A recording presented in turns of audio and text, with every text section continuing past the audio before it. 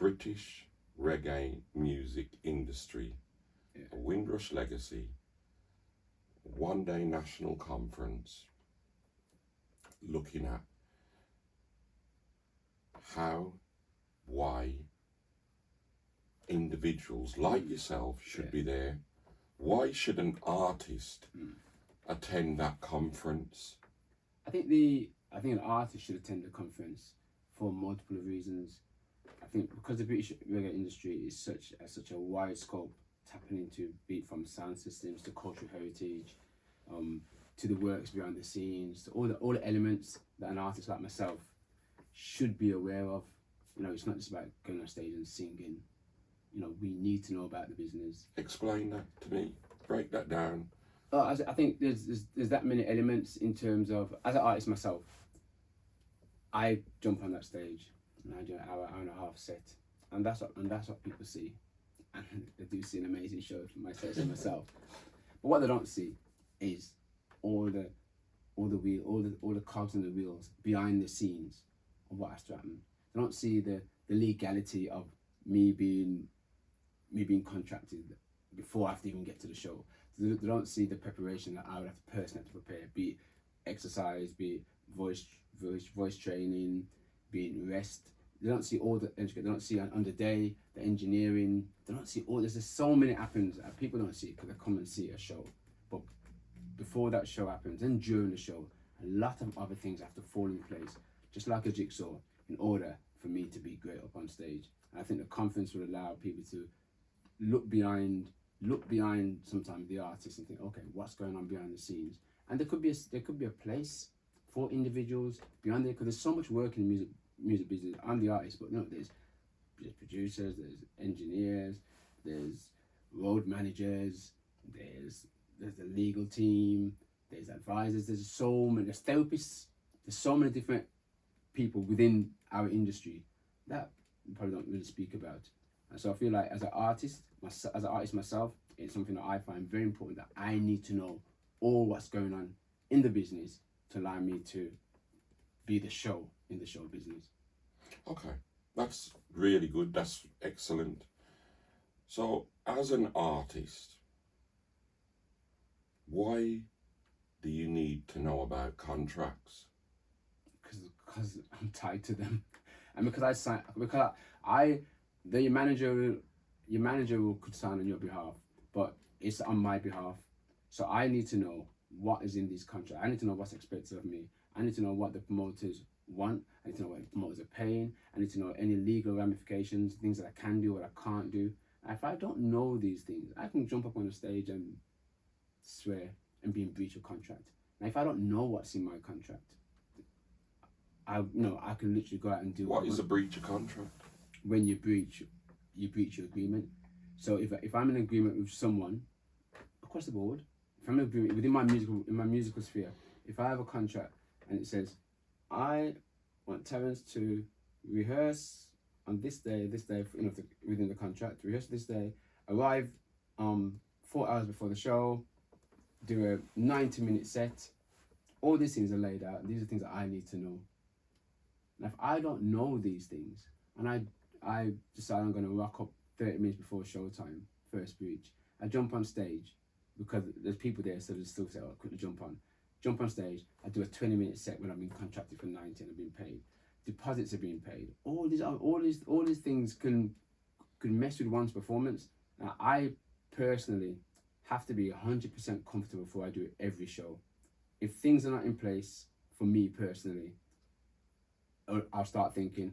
And I think part of the reason why my performances are that good, because I really have nothing to worry about before I get on that stage, and I ensure that I have nothing to worry about. Contracts are sorted, contracts are tight, everything else is in place, and I can get up there and do what I do best, which is perform. That's a really good answer, really in depth, and I would expect you to know that. People might not know why I expect you to know that, but that doesn't matter. I would expect you to know because you're the artist. Yeah. Why is a manager important? Because you spoke about a manager and that they can sign on your behalf. Yeah, I think managers important. Well, let me just be clear. The right manager is important. Cool. So managers per se are important because then obviously they can take a lot of their expertise and their knowledge in the business can take away a lot of the weight from you and having to worry about certain things, musically, contractually, legally. A manager is also important for this. Also, I think for the softer side of the business, which is the emotional support and the understanding support. Yeah. And I say that once again, speaking of myself. Now, I'm an artist, but I'm also a father first. You know what I mean? I do my own thing, and I think if you have a manager who doesn't understand the person they're managing, not just the artist, the person, then he's going to struggle because a manager will know, you know what, he wants to do school runs at 3:30, so it's pointless book him into a studio at 3:30. A manager will know that That sounds because he's a father first. self-explanatory. Right, so it's important to have a manager, as I said, that's what I'm saying, the right manager who isn't just chasing the dollar. And I think also it's important to have the right manager who is also mindful of you as a person in terms of what you can do, knowing what you can do, what fits into your regime, what also works with you physically and emotionally. Because a manager could just throw you on every single show, every single booking, and burn you out within 6 months, and your career just started and finished just like that.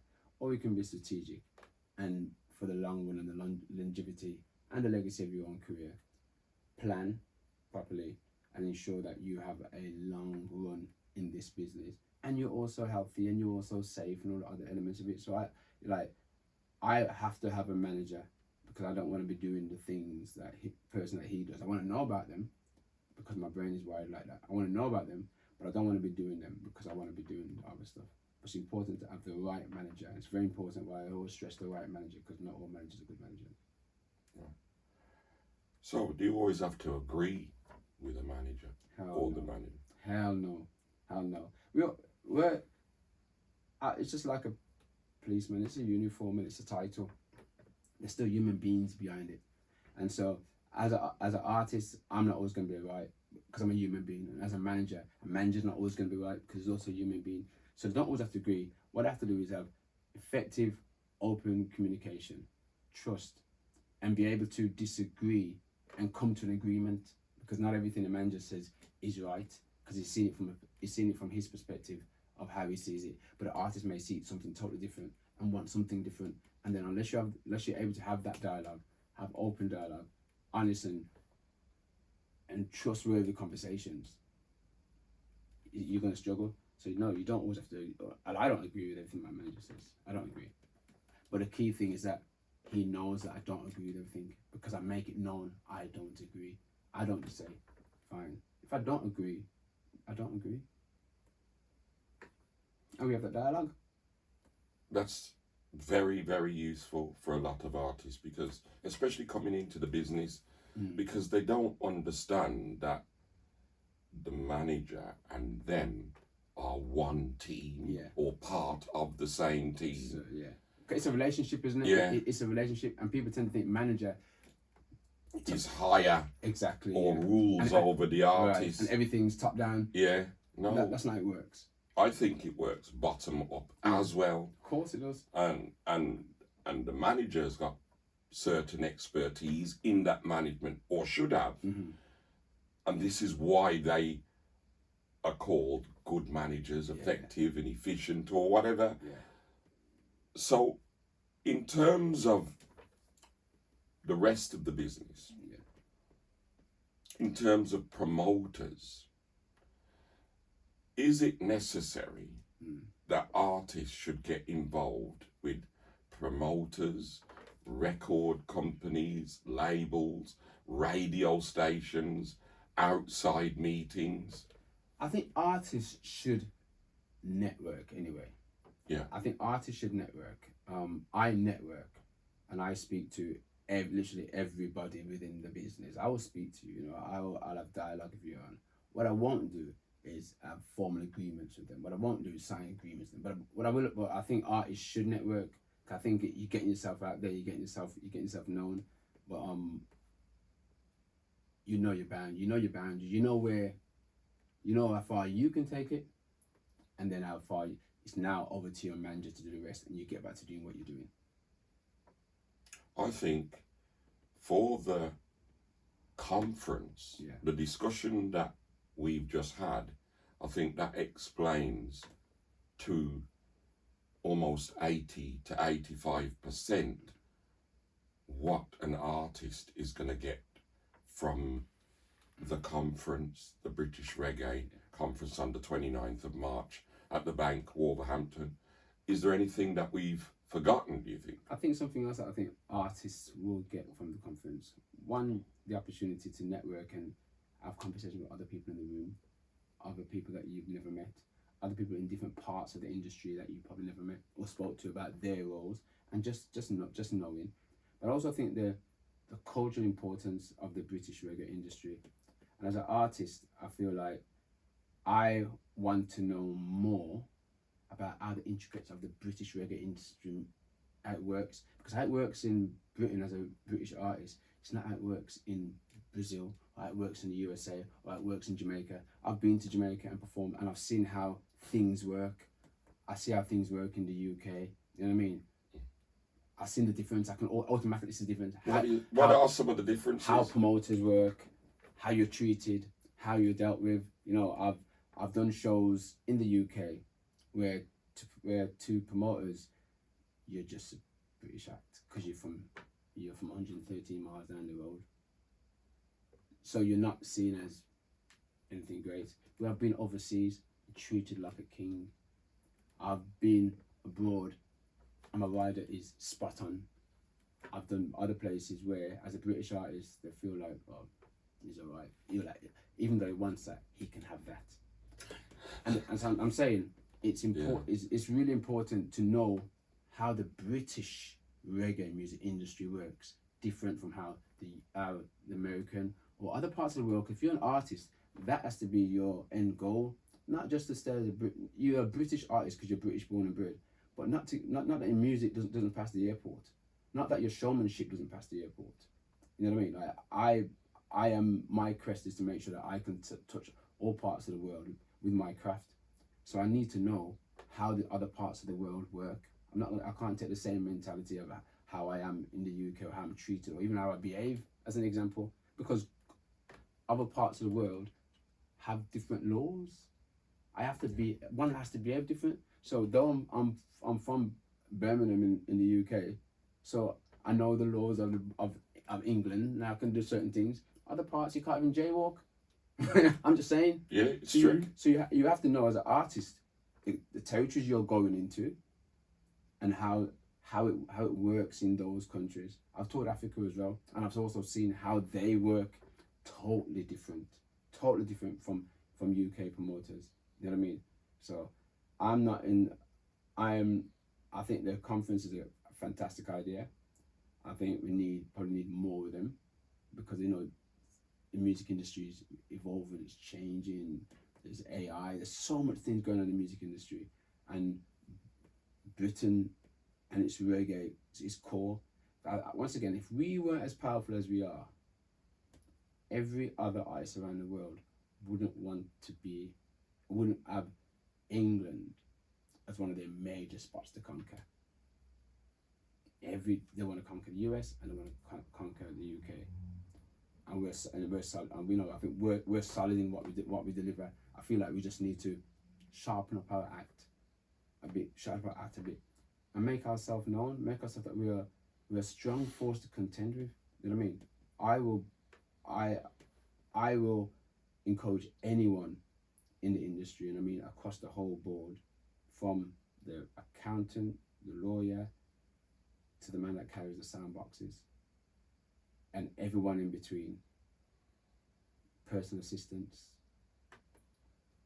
engineers, everyone in between, to attend a conference like this and be enlightened and be entertained and be empowered. My last two elements of the question. I, for one, think that women need to enter this industry and enter it in a way that is, like you mentioned, not only top down but bottom up, and given the same opportunity as anybody from any race, from any class, and from any sphere of the music industry. So, and I want that also to reflect young people more than perhaps what I've done within My Boys Beats or GT's records. Because I think that is about survival of the business and presentation of the business.